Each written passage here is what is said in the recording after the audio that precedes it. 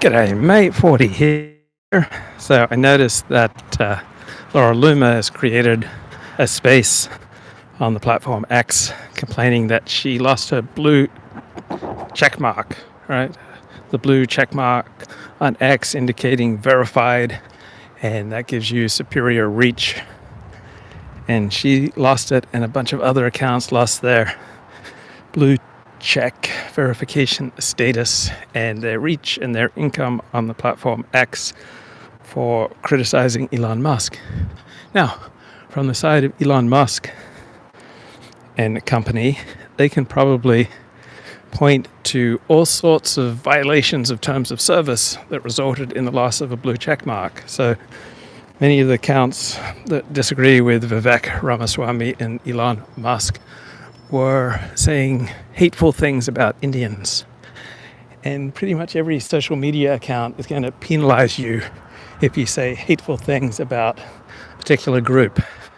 Now, it may be personal pique that motivates the platform X to remove verified status from some of Elon Musk's most vociferous critics of late, but pretty sure that most of these critics, if not all of them, have violated the terms of service, right?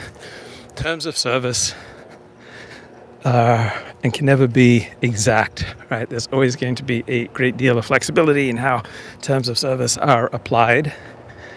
Just like when you work for a large company and they have a company rule book and you'll have to sign off on having read and understood the rules on your first day at work, and then they have a lot of latitude for terminating you if they ever so desire, and they can attribute your termination to your violation of various workplace rules.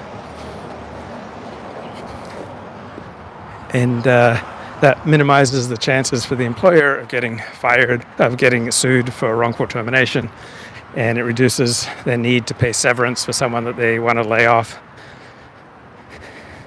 So if someone is incentivized to use the rules against you, rules can usually be interpreted with sufficient flexibility that people can, by and large, as employers or as operators of large social media accounts, they can basically do what they want to you.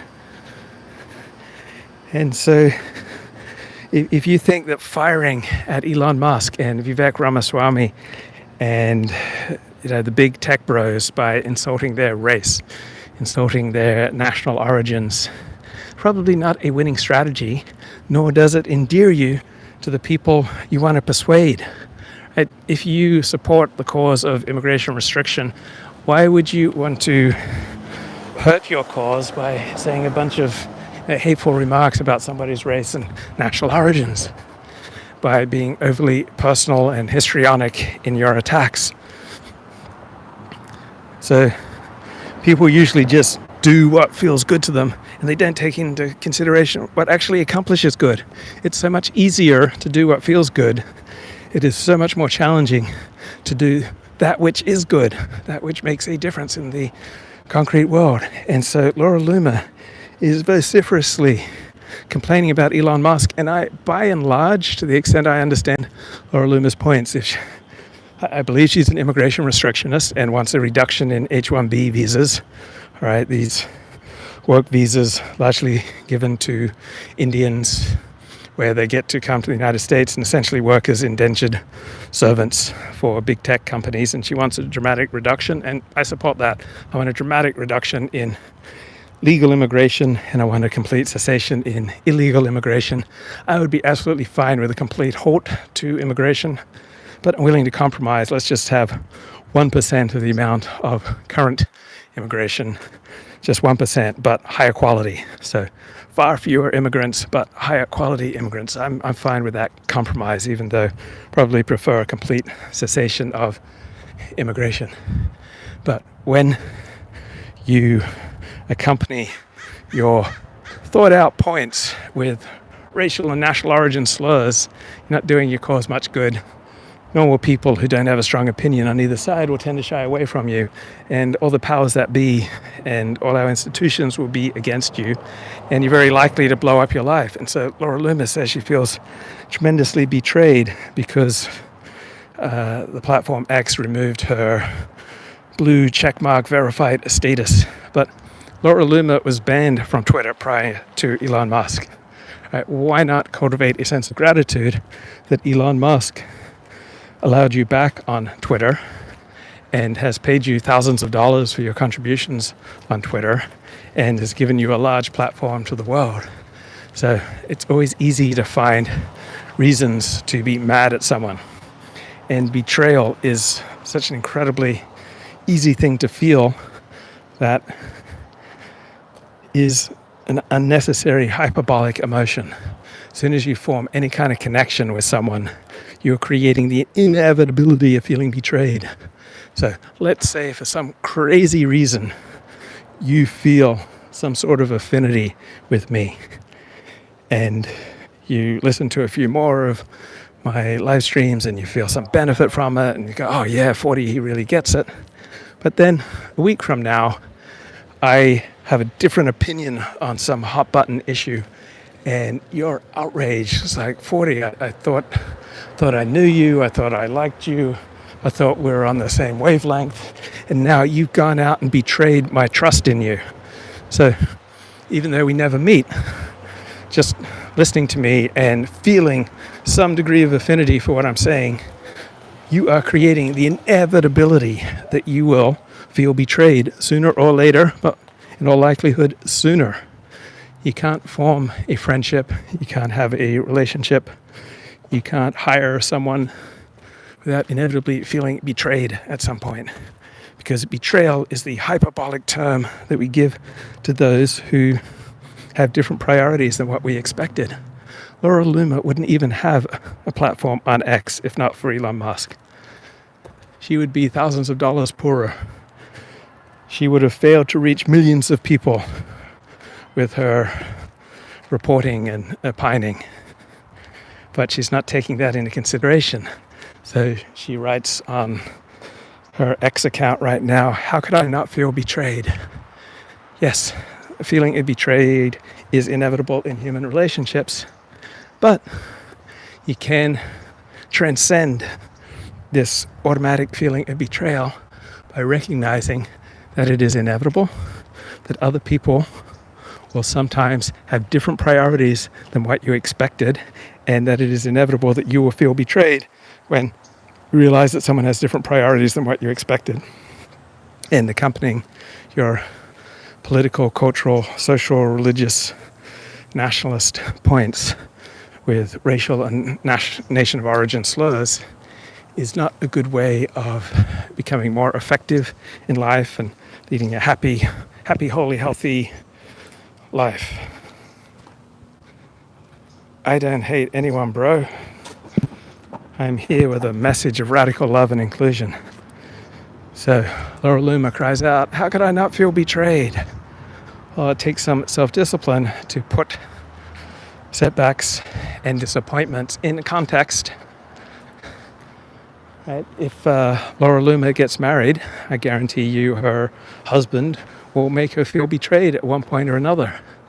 So he's not going to come through for her one time when she expects him to come through, and she's going to feel betrayed.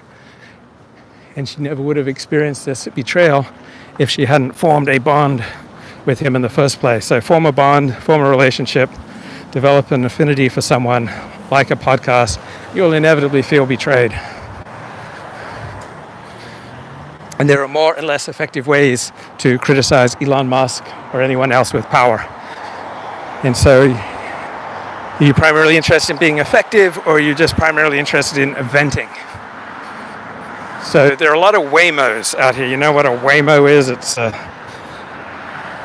electric vehicle that doesn't have a driver, and you can book it like an Uber, but they have a more restricted passenger list. So you have to apply for the privilege of riding in a Waymo, and they have to be more careful of who they allow into a driverless car. And I have seen reports on social media that not all electric vehicles necessarily stop at crosswalks. So there's a great principle that I want to guide my life from the California rules of the road. One is don't drive faster than the conditions allow. Another one is don't be dead right. So if an electric vehicle for some reason doesn't pick up on the presence of a crosswalk, right, don't insist on the right of way when a vehicle is bearing down on you. If that vehicle hits you, you're not going to win at that collision. So don't be dead right. Other people will often be wrong. The world will be wrong. People will mistreat you. Institutions will mistreat you. Your Apple iPhone will not always work exactly as you wish. But be careful about who you go to war with. Like, don't be dead right. If electric vehicles are not always reading crosswalks accurately, then don't insist on the right of way. I remember as I walked through Beverly Hills, often, particularly at rush hour, people are rushing around, and I have to be very careful when I step out to cross a street, because far more pedestrians than drivers die in Los Angeles. So even if I have the right of way when I cross the street, I don't want to be dead right. I remember one day I started stepping out across the street. This Waymo was just bearing down on me at a high rate of knots, and it was not stopping. And I gesticulated and I waved my arms as I beat a retreat to the sidewalk. I was so mad at this electrical vehicle that had no driver. And I was disturbed for about an hour afterwards because I just got so angry. And then there was no one that I could vent my anger at. So getting enraged when other people wrong you, there's a time and a place where that serves you, such as when you're in a fight for your life in a blind alley. But usually, 9 times out of 10, when I get enraged, it does not serve me. It's just a more effective strategy to recognize that other people are often wrong, that I'm often wrong, that institutions are imperfect, that technology is imperfect, and that other people will not always have the exact priorities that I would wish them to have. Have you had the experience of a Waymo not recognizing that there's a bloody crosswalk and that you have the right of way? So, have you had the experience of riding public transportation and it seems to you that there's a pattern of a certain group of people who is not paying their fare? They're not paying their FARE nor their FAIR, their fair share. And let's say you decide that it's your moral duty to deliver divine karma to these lawbreakers. It's probably not going to work out too well for you. I'm outraged when I use a restroom in a building that about a third of men don't wash their hands afterwards. I mean, I'm talking professionals, lawyers and accountants and architects, people with tremendous education don't always wash their hands, and sometimes you work next door to them or you work for them. So I'm thinking about one person who had some horribly contagious skin disease, and he's telling us all about this horribly contagious skin condition that he has as he buries his hand into a publicly available bowl of candies. Or I'd see someone, a professional, don't wash their hands in the bathroom, then they come back out into the office and they just bury their hand in the bowl of candies. And so I then send out an email. I don't think we should have these publicly displayed bowls of candies because way too many blokes don't wash their hands. Then by doing that, I probably came across as a freak to my co-workers. I remember there was this job. I may never have gone the second mile for any job as much as I did at this one particular job. I really went above and beyond. And I ended up getting fired because in the process of doing what I thought was going above and beyond, I broke some company rules and possibly I did create a liability for my employer. And the fastest way and the most frequent way, the most common way that people get fired, right? The most common reason that anyone gets fired from a job is that they have created a liability for their employer. And it doesn't really matter whether or not you were conscious of what you were doing, or whether you think that the employer's liability concerns are not appropriate, or that you went above and beyond and you really did the right thing even though you caused a massive liability for your employer, right? It doesn't really matter. Your employer is just going to fire your ass. And I could have gotten all uppity and high and mighty. Oh, I was doing the right thing. I was going above and beyond the call of duty. Well, most people who go above and beyond the call of duty for a business that has more than 10 employees and therefore must have a rule book, right? That's going to more likely than not bite you in the ass, because as you go above and beyond, you can't help but feel that you then deserve special treatment, and you may exact payment for going above and beyond any of innumerable ways, thinking that the ordinary rules don't apply to you because you've gone above and beyond. You're special. You're a gift to your employer. They should be grateful for you. But any business that has a significant number of employees has to have a rule book. And once you start feeling special and entitled because you've gone above and beyond, right, you're going to start breaking the rules and creating a liability for your employer, who is then going to be incentivized to fire you. And you would have been better off not going above and beyond, simply doing your job within the rule book, not trying to outshine people around you, but fitting in with the culture and the people around you. And that is the price to pay for working for a business with more than 10 employees. On the other hand, you can just work for one bloke. It's just you and him. And you develop a good relationship. You're going to have a lot more flexibility and you're going to have a lot fewer rules to deal with. But there are drawbacks to just working for one person. And there are drawbacks to working for a corporation, and there are drawbacks to working for a large business versus a small business, right? Everything comes with strengths and weaknesses. And it's incredibly easy to feel betrayed because, hey, you went above and beyond. Laura Loomer probably feels like she went above and beyond for Elon Musk, that she was fighting the good fight for him, that she was expressing her gratitude for the freedom of speech that Elon Musk established on his platform X. And then she got righteously indignant that Elon Musk did not have the correct attitude towards H-1B visas. And she spoke out on behalf of Donald Trump and the MAGA movement and for America and for the benefit of American workers. Well, I think she probably went after a Trump appointee in the tech area who was of Indian origin. And I suspect she may have said some unkind things about this man's national origins. And she probably violated terms of service. And there's a price to be paid.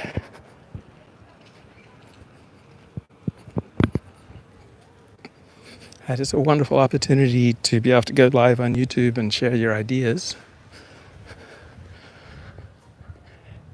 And there's a terms of service that you have to abide by if you want to keep using this privilege. And I think I've internalized YouTube's terms of service. I don't recall getting a strike on YouTube in the last 3 years, and I probably internalized YouTube's terms of service off YouTube as well as on. And there were times when I was factually correct and I still got a YouTube strike, such as when I questioned the efficacy of wearing a face mask outside. And I got a strike for saying something that was probably correct. But I was dead right. And if I challenge some driverless electrical vehicle that's not picking up that I'm walking in a crosswalk, I'm likely going to suffer for that. And if you go after the rich and the powerful, and you do it in particularly nasty personal terms, there's probably going to be some blowback that you're not going to enjoy. Bye bye.